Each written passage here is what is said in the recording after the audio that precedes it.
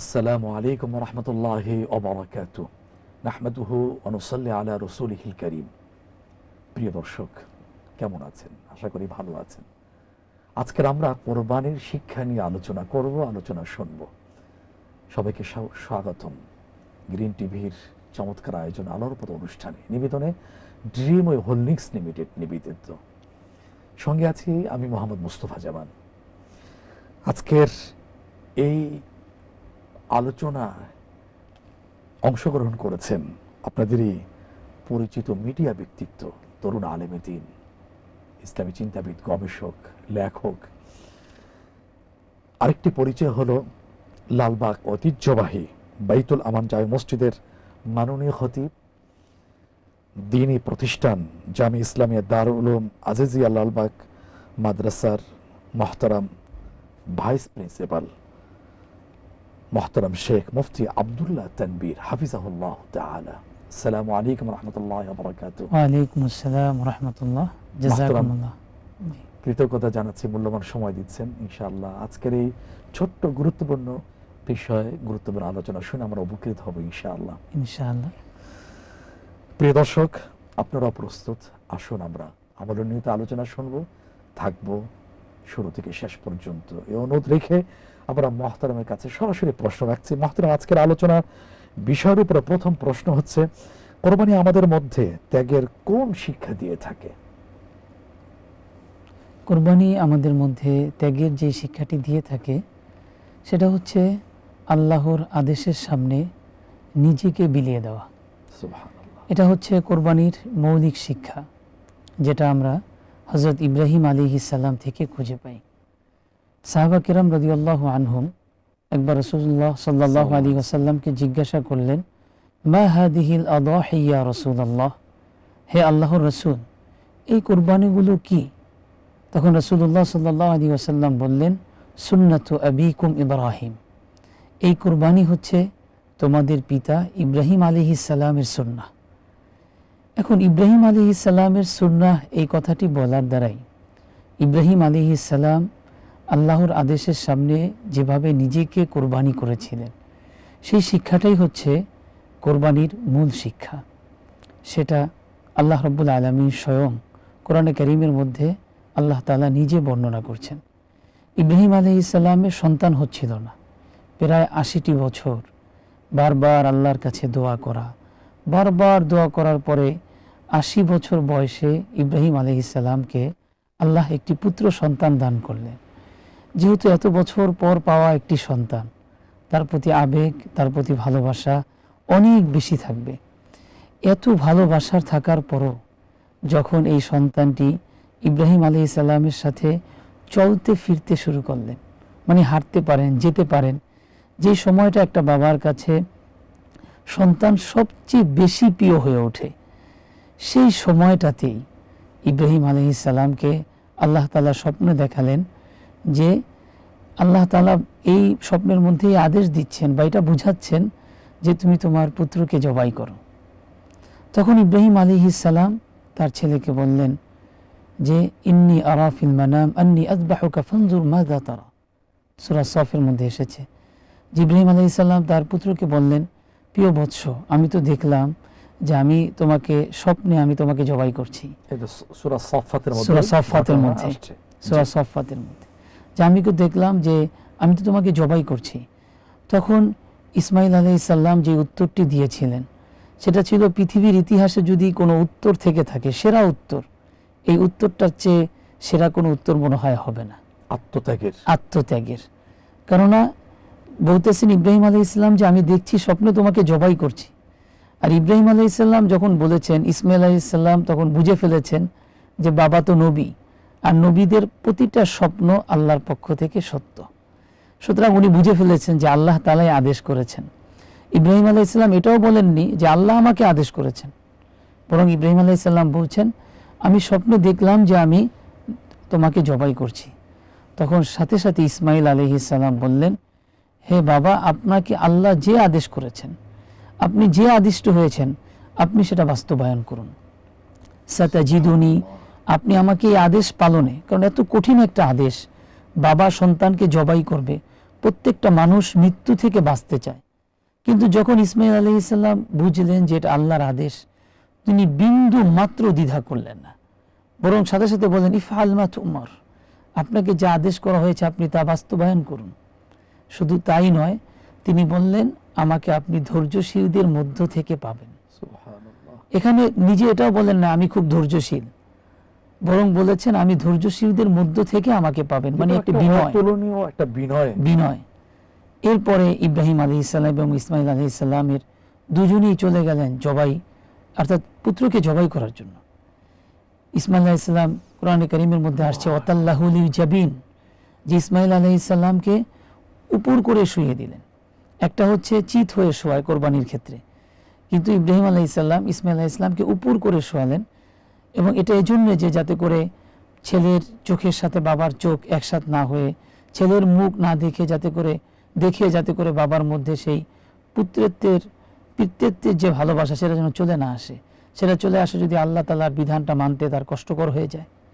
এই জন্য ইব্রাহিম আলাইহিস সালাম তাকে উপর করে শুইয়ে দিয়ে তিনি ছুরি চালিয়ে দিলেন। আল্লাহ জিবরাইল আমিন আলাইহিস সালামকে জান্নাত থেকে একটি দুম্বা এনে সেই ছুরির নিচে দিয়ে দিতে বললেন। এখান থেকে এসেছে কোরবানির ইতিহাস। আমরা শিক্ষাটা এখানে সবচেয়ে বড় শিক্ষা হচ্ছে আল্লাহর আদেশের সামনে নিজেকে কোরবানি করার শিক্ষাও রয়েছে, নিজের সবচেয়ে প্রিয় জিনিসকেও কোরবানি করার শিক্ষা রয়েছে।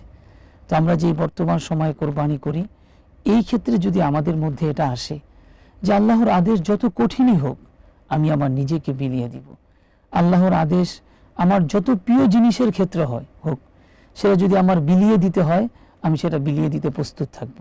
এটাই হচ্ছে কোরবানির মৌলিক শিক্ষা। কোরবানি দেওয়ার মধ্য দিয়ে তাকওয়া কিভাবে আমাদের অর্জিত হয়?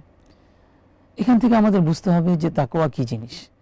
তাকওয়া হচ্ছে অন্তরের মধ্যে এমন একটি ভয় সৃষ্টি হওয়া, যেই ভয়ের কারণে সে কোনো গুনাহের কাজ করে না, এবং যেই আল্লাহর ভয়ের কারণে আল্লাহর যেই বিধানটি তার উপর আবশ্যক সেটা সে কখনো পরিত্যাগ করে না। কোরবানির মাধ্যমে যার মধ্যে আল্লাহর এই ভয়টি, এই তাকওয়াটি অর্জন হবে, তার কোরবানিটি সফল। আর যার কোরবানিতে তাকওয়া অর্জন হবে না, আসলে তার কোরবানি আল্লাহর কাছে কবুলও হবে না। আমরা এই ঘটনা জানতে পারি পৃথিবীর সর্বপ্রথম মানুষ আদম আলাইহিস সালামের 2 সন্তান, তাদের কোরবানি থেকে। সূরা মায়েদার মধ্যে এসেছে ইদ কাররাবা কুরবানান, যে তারা দুজনেই কোরবানি পেশ করলো, হাবিল এবং কাবিল। তখন ফাতুকুব্বিলা মিন আহাদিহিমা, একজনের কোরবানি কবুল হলো, আরেকজনের কোরবানি কবুল হলো না। যখন কাবিলের কোরবানি কবুল হলো না, সে খুব রাগান্বিত হলো, এত রাগান্বিত হলো যে সে কাবিলকে হত্যা করতে চাইল এবং হত্যাও করেছে। শেষে যখন সে হত্যা করতে চাইল, তখন হাবিল উত্তর দিলেন ইন্নামা ইয়াতাকাব্বালুল্লাহু মিনাল মুত্তাকিন, যে ভাই কোরবানি তো আল্লাহ তাআলা একমাত্র মুত্তাকিনদের পক্ষ থেকে কবুল করেন। যে এখন কাবিল কেন মুত্তাকি নয়? কারণ ইতিপূর্বে যে বিধানটি ছিল যে আদম আলাইহিস সালামের যমজ সন্তান হতো, একটি ছেলে একটি মেয়ে, দুজন একসাথে হতো। যে জনেরটা আগে হয়েছে, যে দুজন, তাদের দুজনের সাথে পরে যারা হয়েছে তাদের জন্য দুজনের বিয়ে হওয়ার কথা ছিল। ওই সময় ওই শরীয়তে এটা নিয়ম ছিল, বিধান ছিল। কিন্তু কাবিল যখন দেখলো যে হাবিলের বোন সে একটু কালো, এখন সে বিয়ে করতে চায় না, এখন সে নিজের সহোদর যার সাথে সে জন্ম হয়েছে তাকে বিয়ে করতে চাচ্ছে, তো এটা সে আল্লাহর বিধানের খেলাফ করেছে। তো দুজনের ঝগড়াটা এক পর্যায়ে গেল যে আচ্ছা দেখো আল্লাহ কাকে বেশি পছন্দ করে, আমরা এটা ফায়সালা করে ফেলি। তখন তারা দুজনে মিলে কোরবানি দিল। আর সে সময় নিয়ম ছিল যার কোরবানি কবুল হতো, আল্লাহর পক্ষ থেকে একটি আগুন এসে তার কোরবানিটাকে জ্বালিয়ে দিত। আল্লাহ তাআলা আমাদেরকে বাঁচিয়ে দিয়েছেন। যদি এই বিধান থাকতো তাহলে কতজন যে প্রকাশিত হয়ে যেত, ও তো আল্লাহর কাছে কবুল না। আল্লাহ তাআলা আমাদেরকে বাঁচিয়ে দিয়েছেন, শুধু বাঁচিয়ে দেননি, আবার গোশত খাওয়ার অনুমতিও দিয়ে দিয়েছেন। তো এই জন্য হাবিলের কোরবানি কবুল হয়েছে, এই জন্যই যে সে আল্লাহর বিধানকে মেনে নিয়েছিল আর আল্লাহর ভয় ছিল। কিন্তু কাবিলের কোরবানি কবুল হয়নি, কারণ সে আল্লাহর বিধানকে মেনে নেয়নি, তাকওয়া ছিল না। দেওয়ার মধ্য দিয়ে এইভাবে তাকওয়া অর্জিত হয়। জি, সুন্দর বলছিলেন ঘটনা দিয়ে, আয়াত দিয়ে। আমরা আরো শুনবো, ছোট্ট একটা বিরতিতে যেতে হচ্ছে। প্রিয় দর্শক, আপনারা উপভোগ করছিলেন আলোর পথ অনুষ্ঠান। সময় হয়েছে আরেকটি ছোট্ট বিরতিতে যাবার, ফিরে আসছি কিছুক্ষণ পর।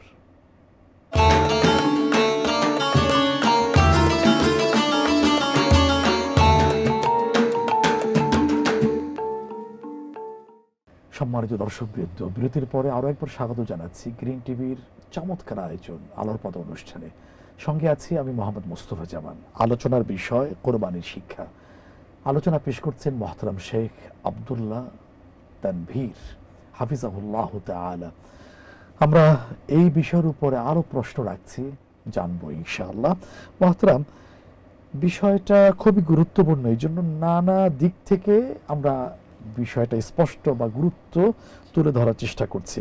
আমরা যদি এইভাবে আপনার কাছে প্রশ্ন করি যে হযরত ইব্রাহিম আলাইহিসসালাতু ওয়াসসালামের কোরবানি থেকে আমরা কি শিক্ষা পাই?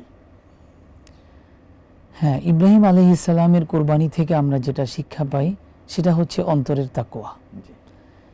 আল্লাহ রাব্বুল আলামিনও কোরআনে কারীমের বহু জায়গায় এই জিনিসটা আল্লাহ তাআলা বুঝিয়েছেন। যেমন আল্লাহ রাব্বুল আলামিন সূরা হজের 37 নং আয়াতে আল্লাহ তাআলা বলেন, লা ইয়ানালাল্লাহু লুহুমুহা, আল্লাহ তাআলার কাছে এই কোরবানির গোশত পৌঁছে না, ওয়ালা দিমাউহা, এই কোরবানির পশুর রক্তও পৌঁছে না, ওয়ালাকি ইয়ানালুহু তাকওয়া মিনকুম, কিন্তু তোমাদের অন্তরের তাকওয়া আল্লাহ তাআলার কাছে পৌঁছে যায়। এমনিভাবে রাসূল আকরাম সাল্লাল্লাহু আলাইহি ওয়াসাল্লাম এক হাদিসের মধ্যে বলেন যে কোরবানির পশু জবাই করার পর জবাই করার রক্তটা জমিনে পড়ার আগে আচ্ছা, যার অন্তরে তাকওয়া আছে তার কোরবানি আল্লাহর কাছে কবুল হয়ে যায়। সুবহানাল্লাহ। এজন্য বোঝা গেল যে কোরবানির মূল উদ্দেশ্যই হচ্ছে অন্তরের তাকওয়াটি অর্জন হওয়া।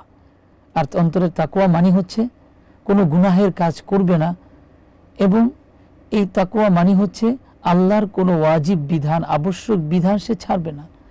সুতরাং কোরবানিতে আমরা বাহ্যভাবে যেই পশুকে কোরবানি করতে দেখি, এটা আসলে পশুকে কোরবানি নয়, বরং এটা হচ্ছে অন্তরের যে একটি পশু আছে সেটাকে কোরবানি করা। কারণ প্রত্যেকটা মানুষের অন্তরে লিম্মাতুল মালাক লিম্মাতুল শাইতান, রাসূল সাল্লাল্লাহু আলাইহি ওয়াসাল্লাম হাদিসের মধ্যে আছে দুইটি স্পর্শ আছে, একটি ফেরেশতাদের আর একটা শয়তানের। আমরা কোরবানির মাধ্যমে শয়তানের সেই স্পর্শটাকে আমরা কোরবানি করি, পশুর অন্তরের যে পশু আছে সেটাকে আমরা কোরবানি করি।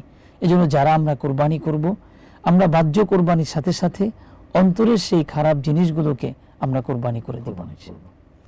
সুন্দর বলছিলেন, হাদিসের খুব চমৎকার শব্দ চয়ন, জাযাকাল্লাহ খাইরান। এরপরে আরেকটি প্রশ্ন, কোরবানি সমাজে ভ্রাতৃত্ব সহমর্মিতা কিভাবে বৃদ্ধি করে?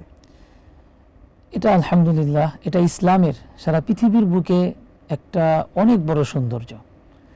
সারা পৃথিবীতে কোনো ধর্মে এমন একটি আয়োজন নেই। আল্লাহ রাব্বুল আলামিন যেদিন থেকে কোরবানি, 10ই জিলহজ, 11, 12 এবং 13, এই 4 দিন আল্লাহ তাআলার পক্ষ থেকে রোজাকে হারাম করে দেওয়া হয়েছে। তো আল্লাহর পক্ষ থেকে এই 4 দিন সবাই মেহমান। এখন প্রশ্ন হলো যে কোরবানি তো দেয় শুধু ধনীরা, তো দরিদ্ররা খাবার পাবে কোথায়?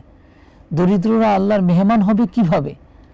তখন আল্লাহ রাব্বুল আলামিন কোরআনে কারিমে আমরা একটু আগে যেটা জেনেছি যে 36 নং আয়াত সূরা হজের আল্লাহ তাআলা বলছেন, কুলু মিনহা ওয়া আতইমুল কানিআ ওয়াল মুতার, তোমরা নিজেরা খাও এবং তারা তোমাদের পাশে যারা আছে তাদেরকে খাওয়াও, এবং যারা দরিদ্র চাইতে আসে তাদেরকেও খাওয়া। এখান থেকে সমাজের মধ্যে বিশাল এক ভ্রাতৃত্ব ফুটে ওঠে যে প্রত্যেকটা মানুষ ধনী, সে নিজের টাকা দিয়ে কোরবানি করছে, ওই টাকা আবার বাহিরের মানুষ যারা এখানে কোনো ইনভেস্ট করে নাই, 1 টাকাও দেয় নাই, শুধু আল্লাহর উদ্দেশ্যে তাদেরকে দিয়ে দিচ্ছে। এর মাধ্যমে ধনী গরিবের একটি অনেক বড় একটি বন্ধন সৃষ্টি হয়। সহিহ বুখারীর একটি হাদিসের মধ্যে এসেছে যে আল্লাহ রাসূল সাল্লাল্লাহু আলাইহি ওয়াসাল্লাম 1 বছর বললেন যে কেউ ঘরের মাঝে 3 দিনের বেশি কোরবানির গোশত রাখতে পারবে না। সেটা কেন বলেছিলেন? সেই বছর কোরবানি কম হয়েছিল আর দরিদ্র সাহাবারা বেশি ছিলেন। এজন্য আল্লাহ রাসূল আদেশ দিয়েছিলেন যে 3 দিনের বেশি রাখতে পারবে না, মানে সব কিছু খেয়ে 3 দিন তো আর সব খাওয়া যায় না, সবাইকে দিয়ে দিতে হবে। এর পরের বছর যখন যে অনেকে কোরবানি দিচ্ছে, আসলে যদি মানে অল্প অল্প করে দেয় তাহলেও দরিদ্রদের হয়ে যায়, যখন এরকম পরিস্থিতি আসলো তখন আল্লাহ রাসূল সাল্লাল্লাহু আলাইহি ওয়াসাল্লাম বললেন, এখন তোমরা জমা রাখতে পারো, সমস্যা নেই। এখান থেকে বুঝে আসে কোরবানি গরিবদের সাথে ধনীদের একটা বন্ধনের একটি মাধ্যম, তাদের প্রতি সহমর্মিতার একটি প্রকাশ পেয়ে থাকে প্রদানের মধ্য দিয়ে। জি অবশ্যই। আপনি চমৎকার বলছিলেন যে শুরুতে যে এমন একটা বিধান পৃথিবীতে অন্য কোনো ধর্মে আদর্শে আর কোনো নজির নেই, উদাহরণ নেই। জি জি সারা পৃথিবীতে লক্ষ লক্ষ পশু জবাই হচ্ছে, সবার ভিতরে আদান জি। প্রদান হচ্ছে। এমনকি আরেকটি মাসালা বলি জি। যে এই কোরবানির পশুর গোশত এটা আপনার প্রতিবেশী যদি হিন্দু হয় তাকেও দেওয়া যায়, আচ্ছা, খুবই গুরুত্বপূর্ণ। জি জি। এক ইহুদি হযরত আব্দুল্লাহ ইবনে মুবারক অনেক বড় মুহাদ্দিস ছিলেন, যুগশ্রেষ্ঠ মুহাদ্দিসের একজন। তো ওনার প্রতিবেশী একজন ইহুদি ছিল। ওই ইহুদি যখন বাড়ি বিক্রি করছে, আব্দুল্লাহ ইবনে মুবারকের পাশের বাড়ি, তখন ইহুদি ওই বাড়িটা ডাবল দামে বিক্রি করছে। তখন প্রশ্ন করছে যে আপনি ডাবল দাম চাচ্ছেন কেন? বলছে যে আমি ডাবল দাম চাচ্ছি এই জন্যে, একটা হলো এই বাড়ির মূল্য, আরেকটা হচ্ছে যে তুমি যে আব্দুল্লাহ ইবনে মুবারকের প্রতিবেশী হচ্ছ এটার মূল্য। কারণ তার প্রতিবেশী হওয়া মানে তোমার খাবার, তোমার দাবার কোনো কষ্টে তোমার কষ্ট হবে না। আল্লাহু আকবার। এই জন্য কোরবানির যে গোশত সেটা যেরকম মুসলমানদেরকে দেওয়া যায়, এমনি প্রতিবেশী যদি কাফির থাকে তাদেরকেও দেওয়া যায়। আচ্ছা আচ্ছা, তার ভ্রাতৃত্বটা কিভাবে স্থাপিত হয়ে জি, থাকে, প্রতিবেশীর গুরুত্ব অনেক অনেক শরীয়তে। বেশি। জি। আর যে অমুসলিম সেও তো প্রতিবেশীর মধ্যে, জি। তিন প্রতিবেশীর সেজন্য মধ্যে ওই প্রতিবেশী সে হিসাবে একজন। সে পেতে পারে। যে আপনি সুন্দর একটি পয়েন্ট এখানে তুলে ধরেছেন। এরপরে কোরবানি মানুষের অহংকার ও স্বার্থপরতা দূর করতে কি ভূমিকা রাখে? এটা তো অনেক বড় একটি বিষয় যে আমাদের হযরত ইব্রাহিম আলাইহিস সালাম, একটি উদাহরণ দিয়ে বলি, ওনাকে যখন আল্লাহ তাআলা কাবা শরীফ নির্মাণের তৌফিক দান করলেন, পুরো পৃথিবীর মধ্যে সবচেয়ে শ্রেষ্ঠ ঘর, সবচেয়ে দামি ঘর, এই নির্মাণ করার পরে উনি আল্লাহর কাছে দোয়া করতেছেন যে হে আল্লাহ, আপনি আমাদের এটাকে কবুল করে নিন। অর্থাৎ সবাই ওনারা নেক কাজ তৌফিক হওয়ার পরে আল্লাহর কাছে দোয়া করতেন, আল্লাহ কবুল করে নিন, মিন্না ইন্নাকা আনতাস সামিউল আলিম। আর আমাদের অবস্থা হলো, আমরা যদি একটু নেক কাজের তৌফিক পাই তখন সবার কাছে বলি আলহামদুলিল্লাহ, আল্লাহ আমাকে এটা করার তৌফিক দান করছেন। সাথে সাথে অন্তরের মধ্যে এটাও থাকে যে আমাকে তৌফিক দান করছেন, তোমাকে তৌফিক দান করেননি। এই একটা অসূক্ষ্ম একটা অহংকারের বিষয় চলে আসে। অথচ আমরা নবীদের থেকে যে শিক্ষাটা পাই যে ওনারা অনেক বড় বড় কাজ করার পরও ওনারা আল্লাহ তাআলার কাছে ওই কাজটা কবুল হওয়ার দোয়া করতেন, ভীত সন্ত্রস্ত থাকতেন যে আমি কোরবানিটা করলাম কবুল হলো কিনা, এজন্য পেরেশান থাকতেন। এটাই বিনয়ের একটা পর্যায়, কিন্তু ধন্যবাদ। আমাদের মধ্যে এই বিষয়টি থাকে না। জাযাকাল্লাহ খাইরান। সে বিনয় অর্জন করার তৌফিক আল্লাহ তাআলা দান করুন। আমিন। আপনাকে ধন্যবাদ, মূল্যবান সময় দিয়েছেন এবং গুরুত্বপূর্ণ আলোচনা আমাদেরকে উপহার দিয়েছেন। আল্লাহ তাআলা এলেমে বারাকা দান করুন। আমিন। আমিন। প্রিয় দর্শক, সৃজন্ত কোরবানির বিষয় ছিল কোরবানির শিক্ষা। সুন্দর আলোচনা আমরা শুনেছি। কোরবানির মূল শিক্ষাই হচ্ছে আত্মত্যাগ, সহমর্মিতা, আল্লাহর ভয় অর্জন করা।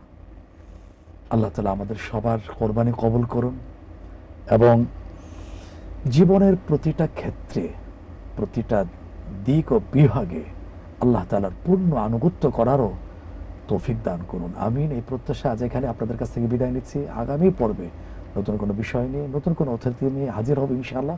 ততক্ষণ আল্লাহ আমাদের সবাইকে ভালো রাখুন, ঈমান আমলের সাথে রাখুন, তাকওয়ার সাথে। আসসালামু আলাইকুম ওয়া রাহমাতুল্লাহি ওয়া বারাকাতুহু।